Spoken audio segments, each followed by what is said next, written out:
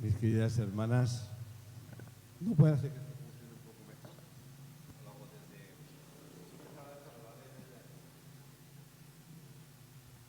Es que se oye muy mal.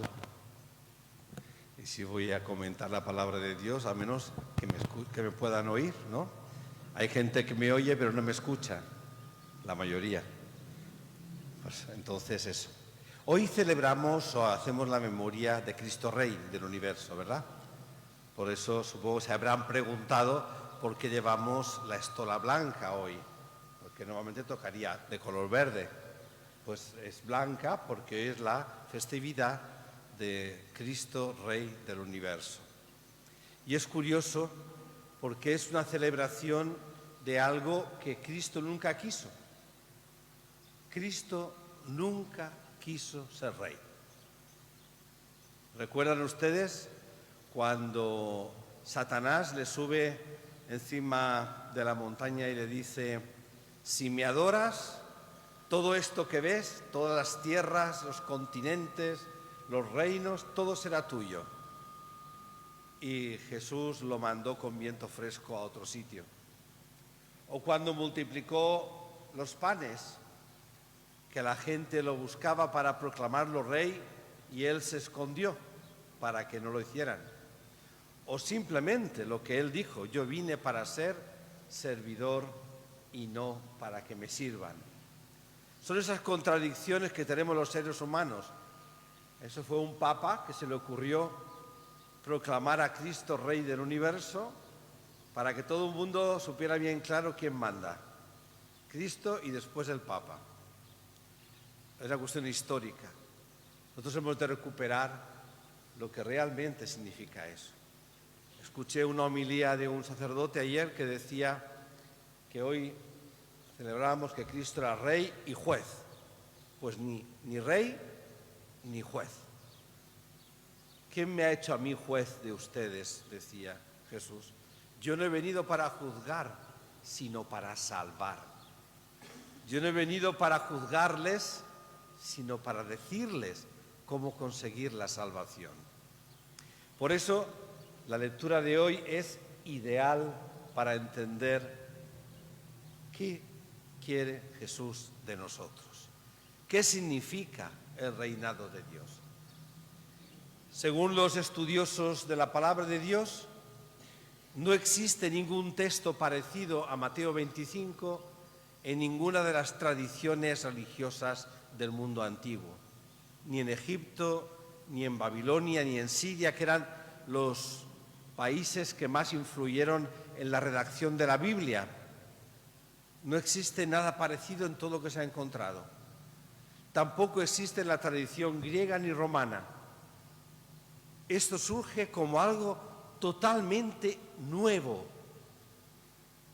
Se podría decir, y se puede decir, que es la primera declaración universal de los derechos humanos.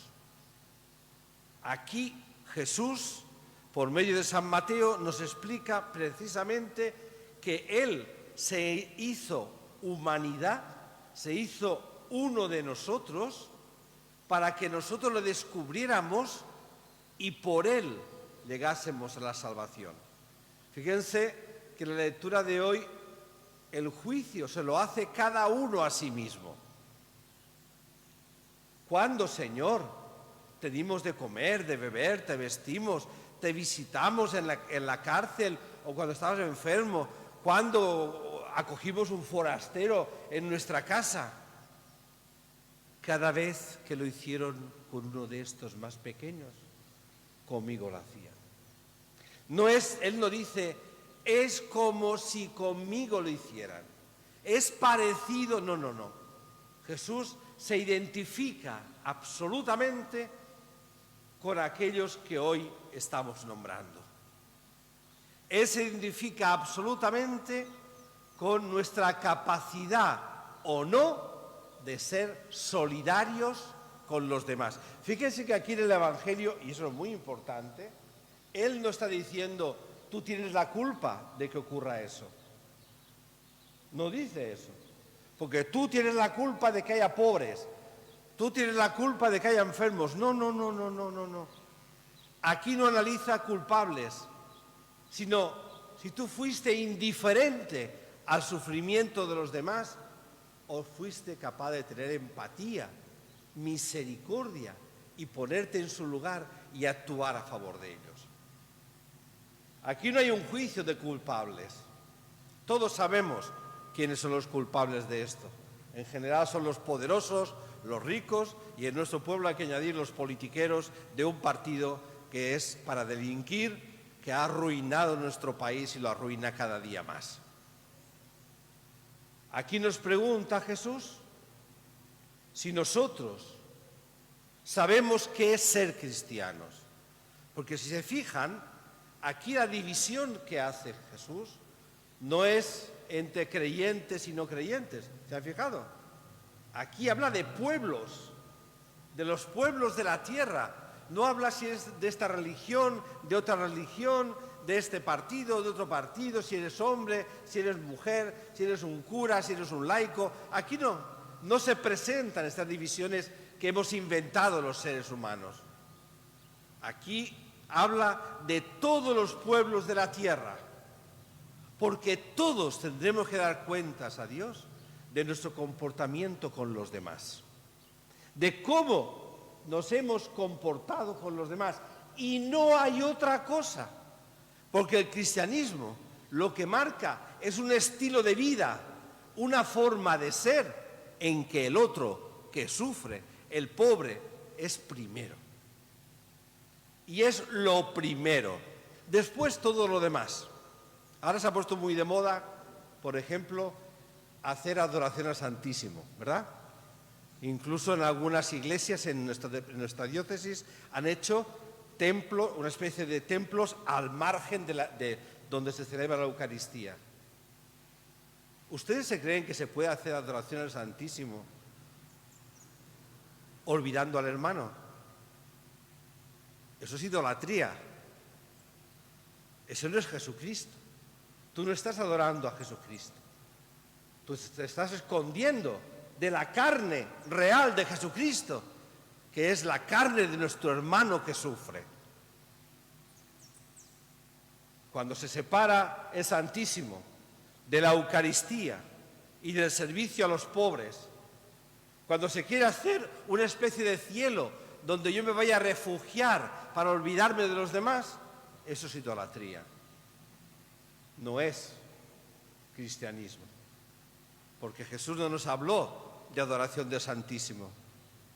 Nos habló de nuestro compromiso con nuestros hermanos y para cambiar nuestro mundo en un mundo donde no haya nunca más esta gente de la cual nos habla Mateo 25. Me hace mucha gracia cuando nosotros, y además lo repito mucho en la misa porque es una cosa que impacta. Cuando ves en el Facebook o en el otro, ¿cómo se llama?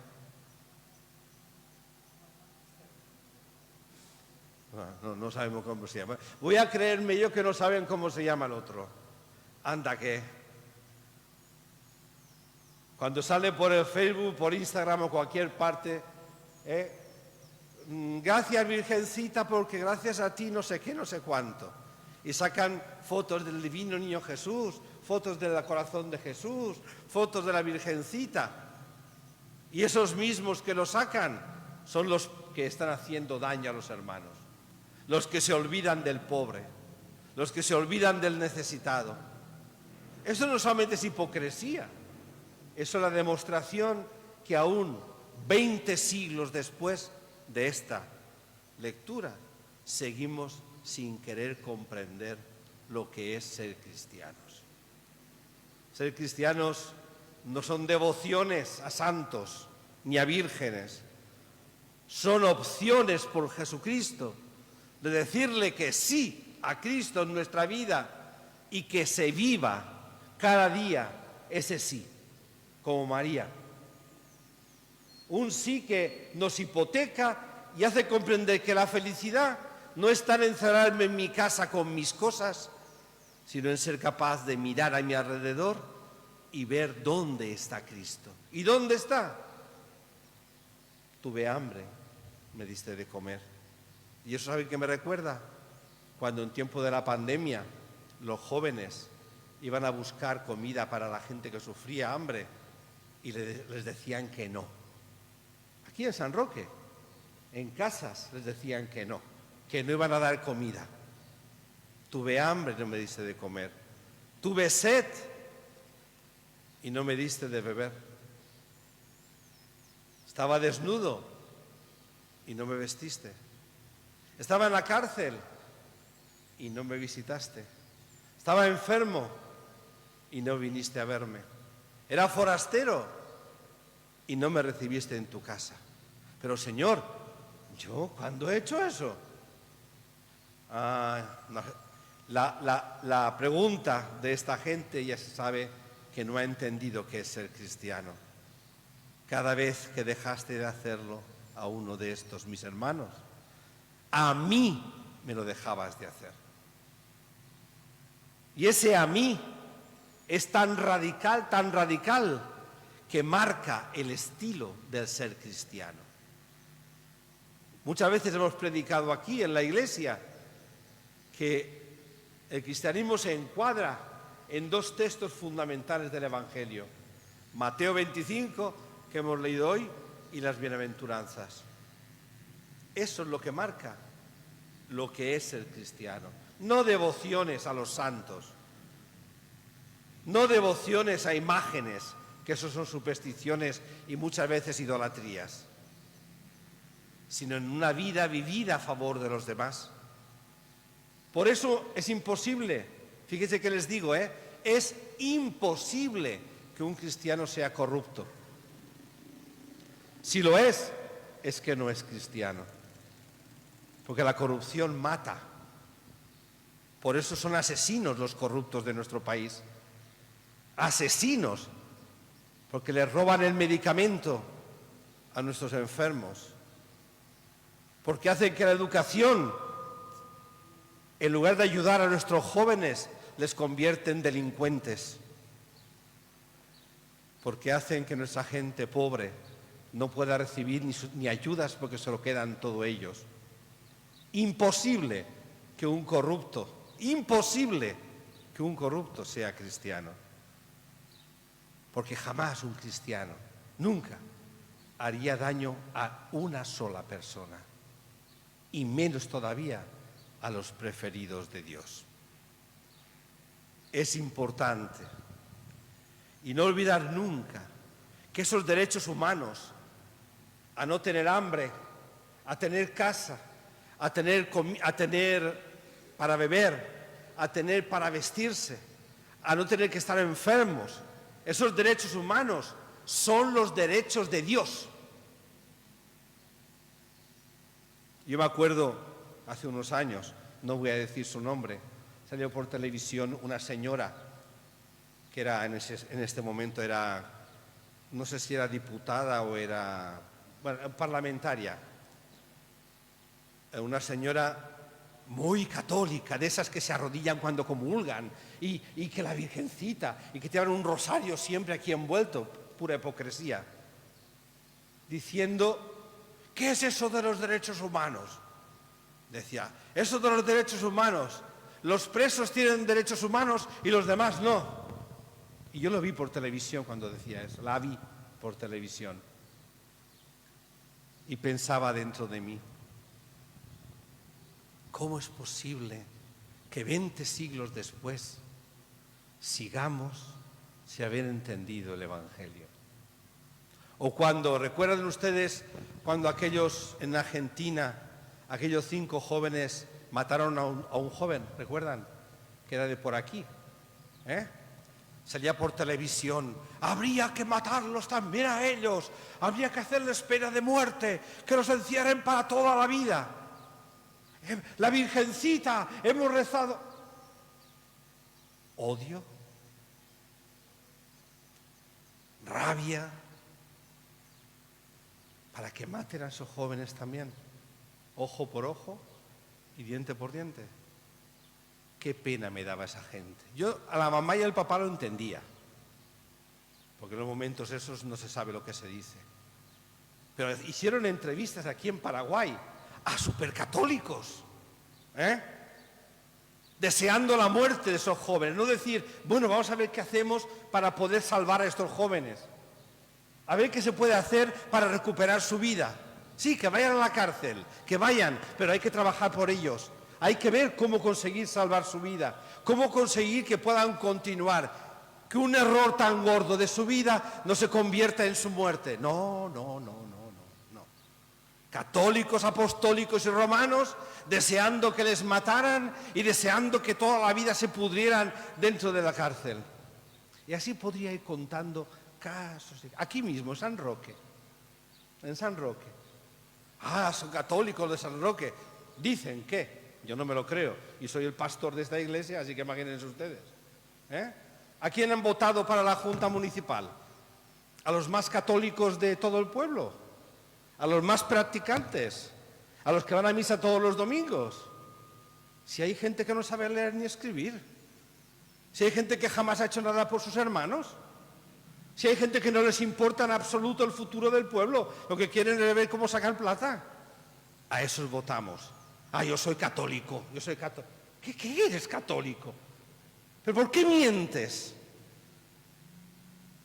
¿Por qué mientes cuando estás haciendo cosas en contra de tu propio pueblo, en contra de tu propio hermano, en contra de la carne misma de Cristo que sufre en cada una de las personas que pasan por nuestro lado y nosotros ni siquiera les miramos? Tuve hambre y me diste de comer. Tuve sed y me diste de beber. Era forastero y me alojaron. Estaba desnudo y me vistieron. Estaba enfermo y me visitaron. En la cárcel y vinieron a verme. La pregunta es la misma, fíjense ustedes, la misma que Dios le hizo a Caín cuando mató a su hermano Abel, que es la pregunta frontal de los cristianos. Nunca se olviden, la pregunta fundamental de los cristianos es la que Dios le hizo a Caín cuando mató a Abel. De la respuesta que demos dependerá nuestra salvación.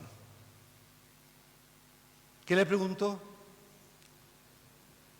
A ver si alguien lo sabe o alguien lo recuerda. El diácono no puede hablar.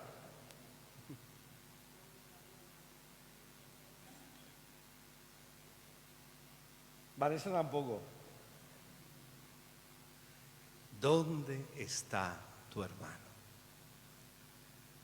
¿Qué contestó Abel? ¿A mí qué? ¿Acaso soy yo guardián de mi hermano? De la respuesta que demos cada uno, ahí estará nuestra salvación. No importará que Dios sea rey, ni que sea juez, ni nada de esas cosas que dicen algunos curas por ahí para dar miedo a la gente. No.